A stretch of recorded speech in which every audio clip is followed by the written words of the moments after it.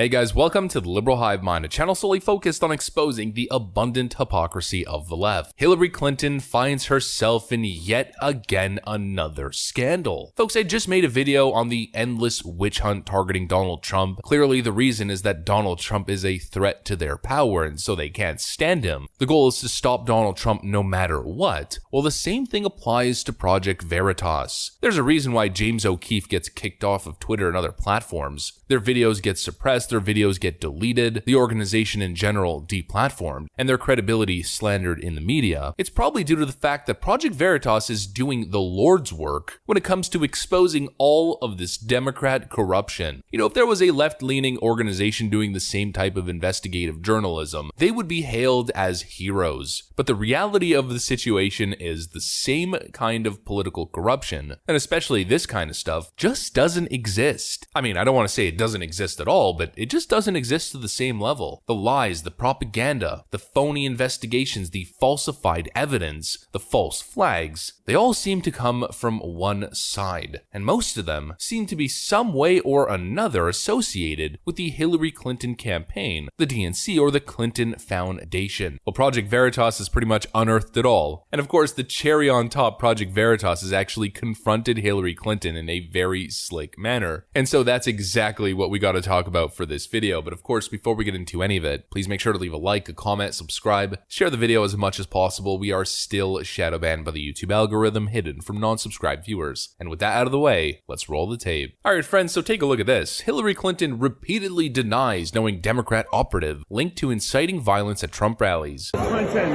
I just want to teach you much, I'm sorry. I just wanted to say thank you for elevating black voices before it was cool.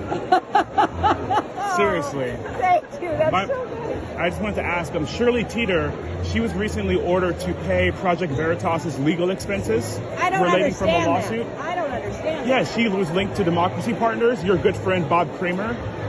Hillary is aware of all the work that you guys do, I hope. The campaign is fully in it. And then they tell Hillary what's going on. Well, I mean, Hillary knows through the chain of command. Yeah. You remember Democracy Partners? I don't know about Kramer. I just wanted to ask, will you pay her legal bills? She's an old woman. She's been ordered to pay legal bills. I don't know Bob Kramer. You don't know Bob Kramer, really? The future president of the United States who wanted ducks on the ground. So by God, we will give ducks on the ground. Don't repeat that to me. I don't know Shirley Teeter. Mrs. Clinton, James Bellino, Project Veritas. Are you going to pay Shirley Teeter's legal bills that she owes Project Veritas now? Can you back up a little bit? No. Your husband, Bill Clinton, spent so much time with Jeffrey Epstein. It was unbelievable what we had. Clinton, we had everything. Mrs. Clinton, Shirley Teeter, you're going to leave an old lady out to dry? She owes us money, Project Veritas. We expose everybody. I mean, folks, that's some expert level stuff. You see the way he reeled her in, making it seem as if he was an ally, dropping her guard, dropping her defenses, and then in very slick fashion, absolutely shocking her, dropping names like Bob Kramer and Shirley Tedder. And so this is the kind of topic that just doesn't get enough attention. You know, it's not this massive Russiagate thing, but it all falls in line. It's all the same MO. This is a story from Tuesday, October 18th, 2016. Democrat operatives stepping back after video suggests group incited violence at Trump rallies.